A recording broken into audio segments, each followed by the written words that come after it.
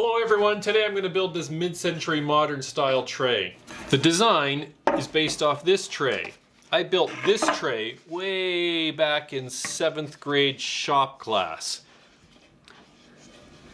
It is a really good starter project because there's no actual joinery. You know, these boards don't connect. It's just 4 pieces of wood that are attached to a piece of plywood. You could change the shape of the handles or the shape of the sides or the size of the plywood base and it would still work. To make it even more approachable, I took measurements off of my original tray and I recreated it in Sketchup. Once I had those dimensions sorted out, I exported 2D images and I used the Woodgear's Big Print program to add these grid lines. This means that I can print these out and then cut them out, and then you use the grid lines to align them together, and what you're left with is perfect one-to-one plans that you can now simply trace and cut out to make the pieces of the tray. So in order to replicate this tray, I needed some nice furniture grade plywood, and I kind of had a choice. I could either go out to an exotic lumber yard and go looking through the mahogany or the walnut or the whatever plywood, or I could use some of the leftover plywood that I had for my kitchen project. So I went with the cheap approach. So now this is only good on one side, and as you might be able to see, it's not exactly flat. So I've cut out 2 pieces already, and I'm going to slather on the glue, and my bench top is flat here, and I'm going to clamp this down. I got some cauls ready. In fact, I'm going to make 2 just in case the one set doesn't work, and otherwise I'm going to make 2 trays. And so the result is going to end up being a little bit thicker than otherwise. 3/8 thick.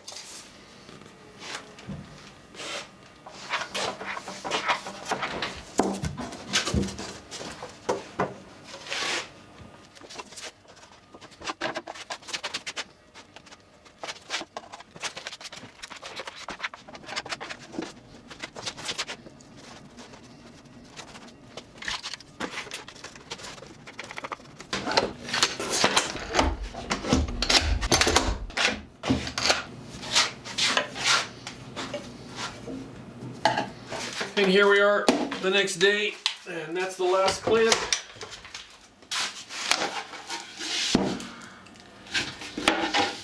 And it's not perfect, but it's pretty good. A little bit of a wave to it, but... So of course there was a little slippage as it was clamped, so I'm going to take it over to the table saw and trim it to size. I made sure when I cut it I left like an extra inch in width because I knew that was going to happen. I'm adding painter's tape along the bottom. These veneers are so thin, and this should help with reduced chip out from the table saw. Now when I was in shop class we were not allowed to touch the table saw, so the teacher did all the sawing. He would bring it down to size, and then we did the curves and the other design finessing, if you will, in assembly.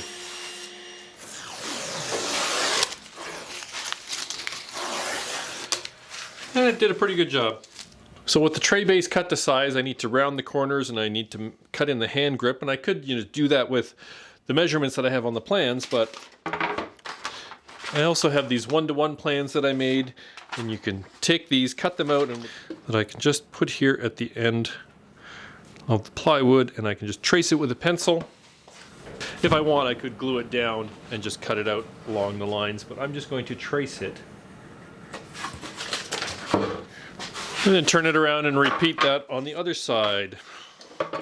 Now, as a side note, if there's any doubt that this tray was made when I was 11 years old, when I was taking the measurements off, I happened to notice here, you look at that, that's about 1/8 of an inch offset, and in here it's well over 1/4 of an inch offset, and if I look at the handle, the top of the handle here, it's not really a perfect arc.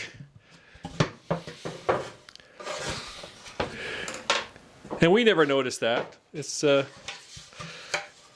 is a great project for kids to do. These are fairly tight corners, so I thought it would be a good idea to drill those out with a drill bit so that I get a nice, hopefully a nice arc there at the corner.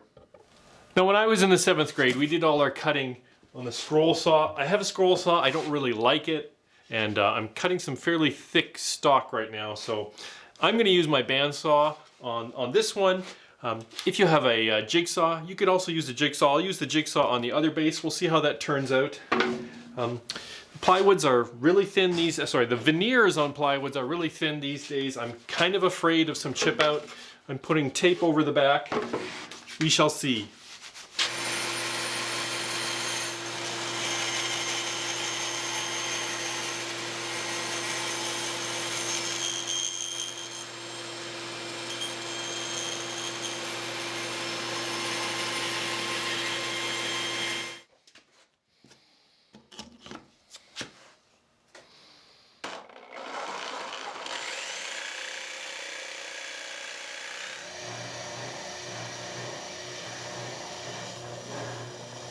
For the corners, I could use the jigsaw, but I have a disc sander, a regular sander, put on some coarse paper, and you could just round it off with that as well.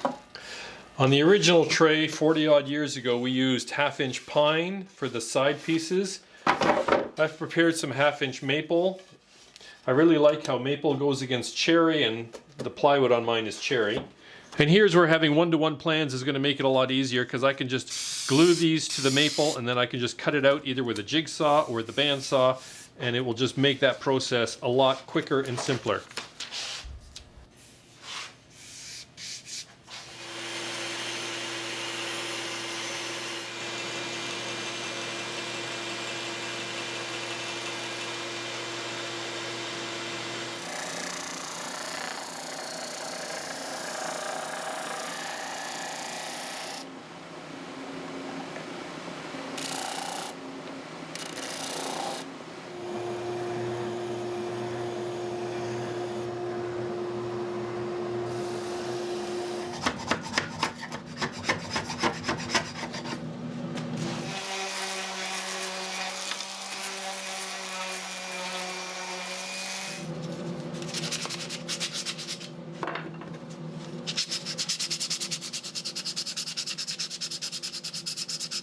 And with the sides cut out and sanded, we're very close to being ready to put this together.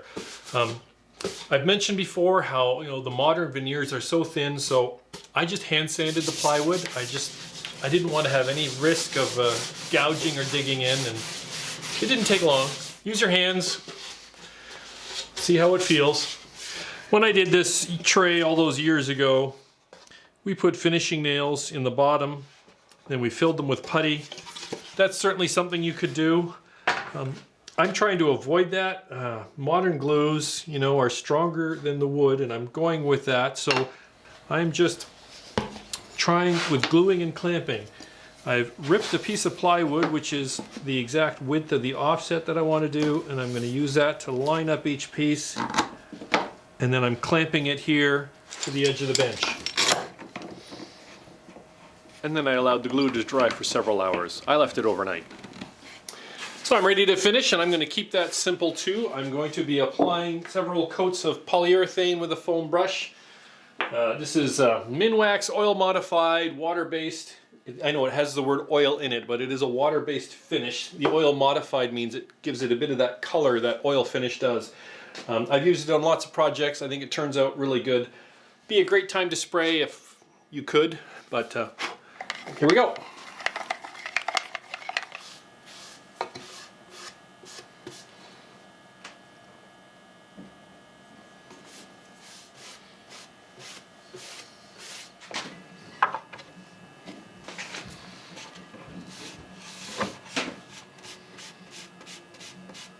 So it's a water-based finish, so after the first coat, the grain is going to be raised, and so you need to go over it with some sandpaper.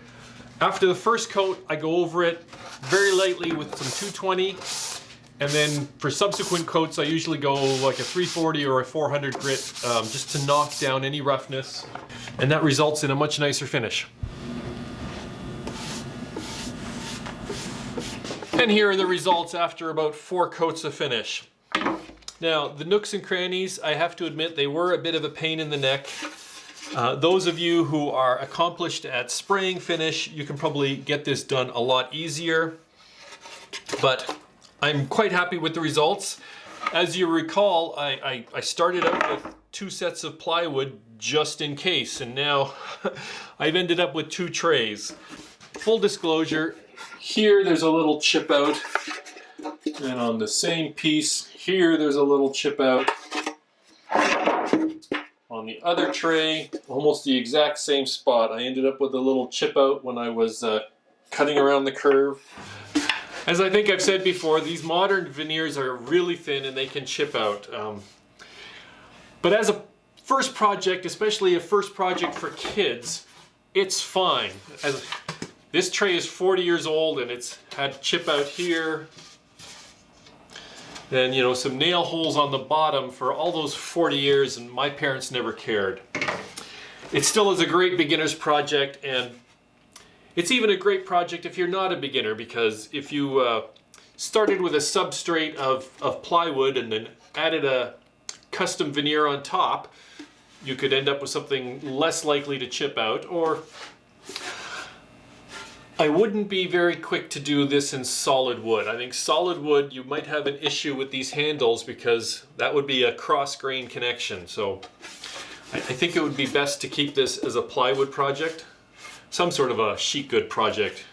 And just to finish things off, here's a few close-up shots of the tray.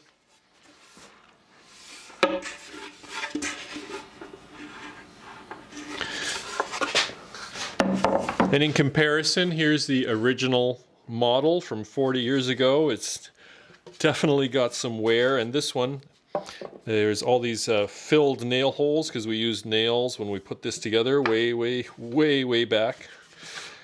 I do really like the look of this mahogany grain on here. This is cherry plywood. It should darken with age and will develop a nice contrast in time. I do find the edge a bit on the thick side. If I were to do this again, I would probably go spring for some double-sided plywood so that we could have something a bit thinner, but really it's not that heavy. And that brings us to the end of this project. If you'd like to try making this tray, I do think it's a great beginner project. I've got these simple plans with the one-to-one tracings that you can do. The links are in the description below. And again, as always, thanks for stopping by and spending some time in my shop. I hope you found something interesting and enjoyable, and we'll see you next time.